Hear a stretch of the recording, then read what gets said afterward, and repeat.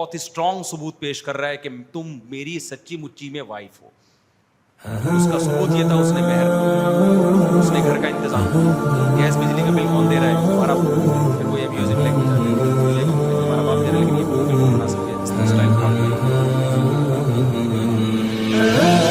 بچے پریگنینسی کے پہلے دن سے لے کے بچے کی ولادت اور جب تک بڑا نہیں ہو جاتا ساری ٹینشن کون اٹھا رہا ہے؟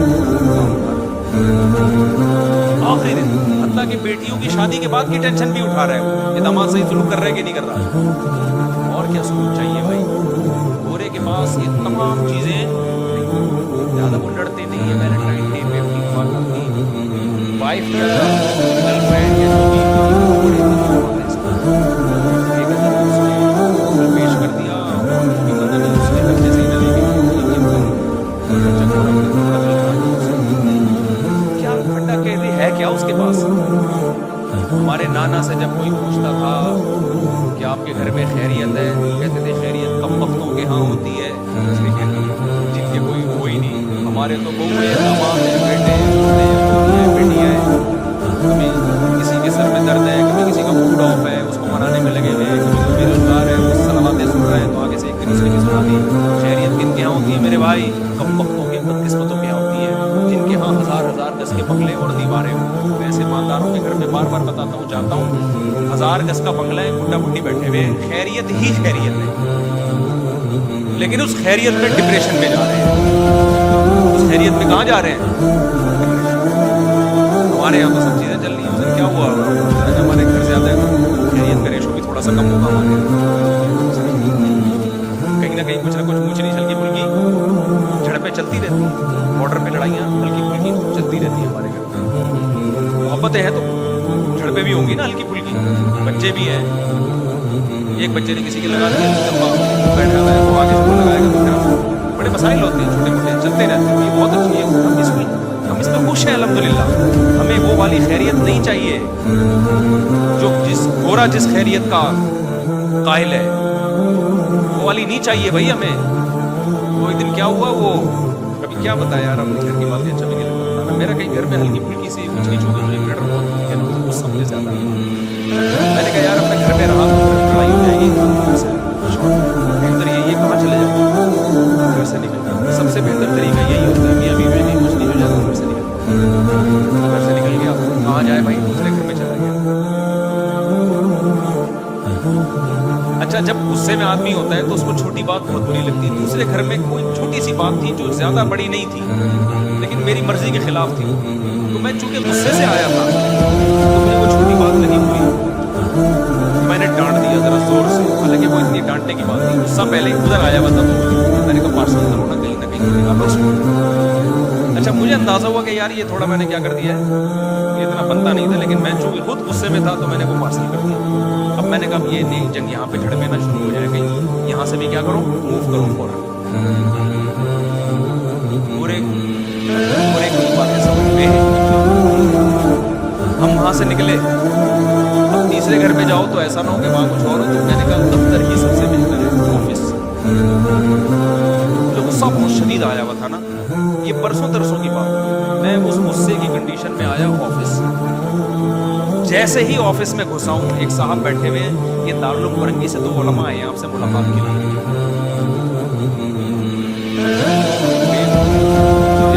وقت کوئی بندہ آئے نا اس سے آدمی کو، اور مجھے تو بہت زیادہ غصہ کہ میں ریلیکس ہونے کے لیے آیا ہوں اور ابھی میرا دماغ نارمل کنڈیشن میں نہیں ہے. اچانک 2 بزرگ شخصیات ملاقات کے لیے آ جائیں تو آدمی پہلے نارمل ہوتا ہے تو بات کرتا ہے نا کسی سے. لوگ تو کوئی تو بیچارے مولانا تھے، کیا کہہ سکتا ہوں، بزرگ نہیں تھے، نوجوان مولانا تھے.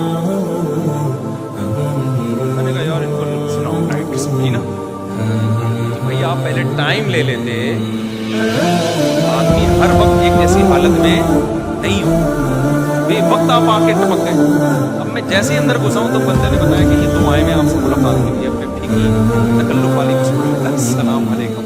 آپ سے مل کے دل تو چاہ رہا تھا بالکل بھی خوشی،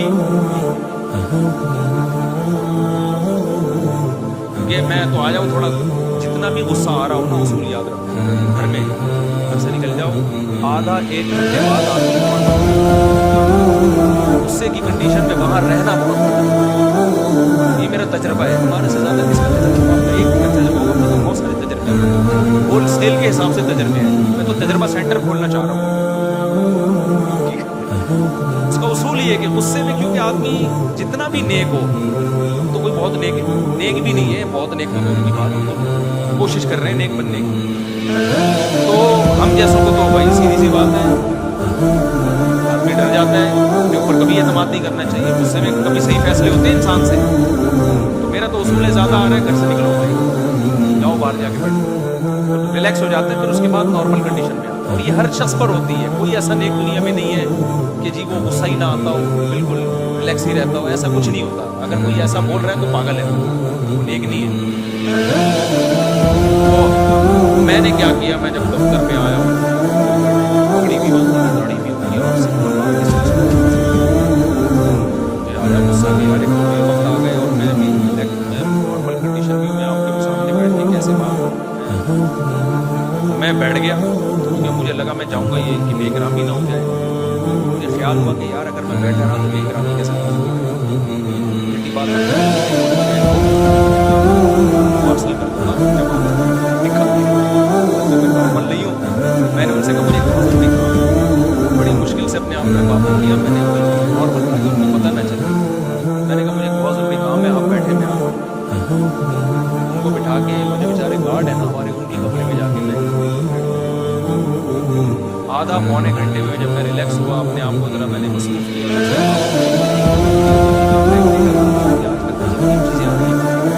थोड़ा जब मैं रिलैक्स हो गया और मुझे अंदाज़ा हो गया कि अब बिल्कुल आसान ख़त्म हो गए, फिर मैंने किस सिलसिले में हासिल किया। अब आप समझो ये बड़ा मज़ेदार बात है।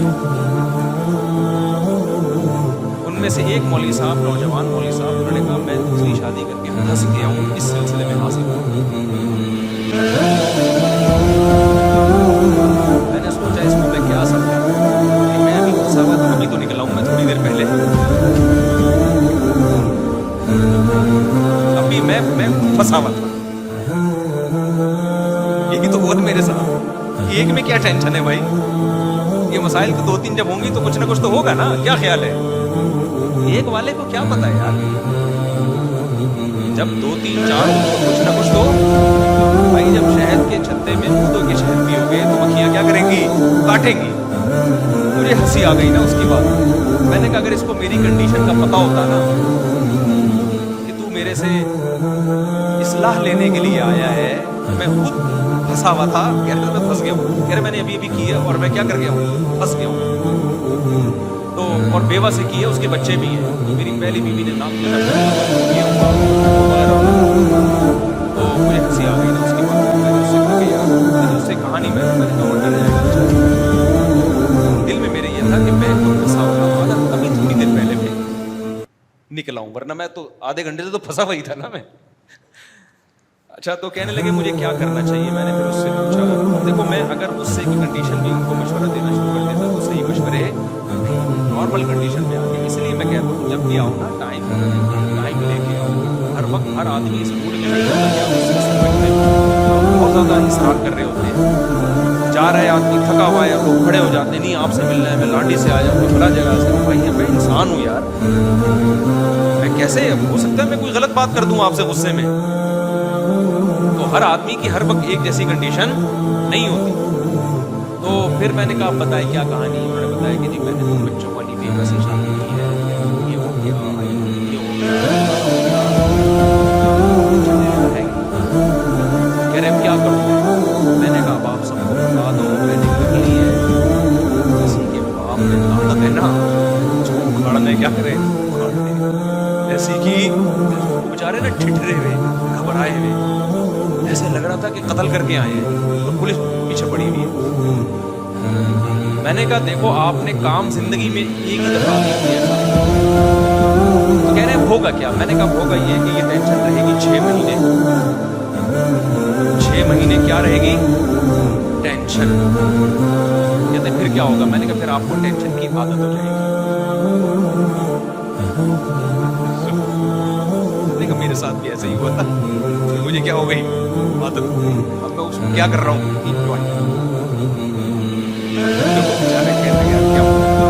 میں نے کہا تھوڑی کم ہو جائے گی ٹینشن, اتنی نہیں رہے گی, لیکن اب یہ دماغ سے نکال دو کہ ٹینشن فری زندگی. اب وہ چونکہ گھبرانے لگے کہ یہ کیا, میں نے کہا عادت ہو جائے گی آپ کو, ایسے جو کنڈیشن اس وقت ہو رہی ہے نا وہ نہیں رہے گی. تو کہتے ہیں کیا فائدہ کچھ نہیں, میں نے کہا فائدہ بھی بہت ہے, اللہ کی مرضی تو ایک پہلو ہے نا, اس کے اور بہت سارے پہلو بھی تو ہے. تو آپ کی دونوں بیگم آپ سے محبت نہیں کریں گے, ایسا میری بیوی جا رہی ہے, میں نے کہا چلے جائیں گے واپس. اس کو آدھا میاں جانے سے غم ہو رہا ہے تو پورا میاں کیسے کسی کو دے سکتی ہے؟ وہ سوچو یار, آپ آدھا لڈو کاٹ کے کسی کو دے رہے ہو تو آپ کو تکلیف ہو رہی ہے, آپ تکلیف سے بچنے کے لیے پورا لڈو اس کو دے سکتے ہو؟ میں نے کہا آپ کی فرسٹ وائف کو تکلیف ہوئی ہے کہ میرا آدھا میاں کسی اور کا ہو گیا, تو کیا غصے میں وہ بقیہ آدھا بھی دے دے گی اس کو؟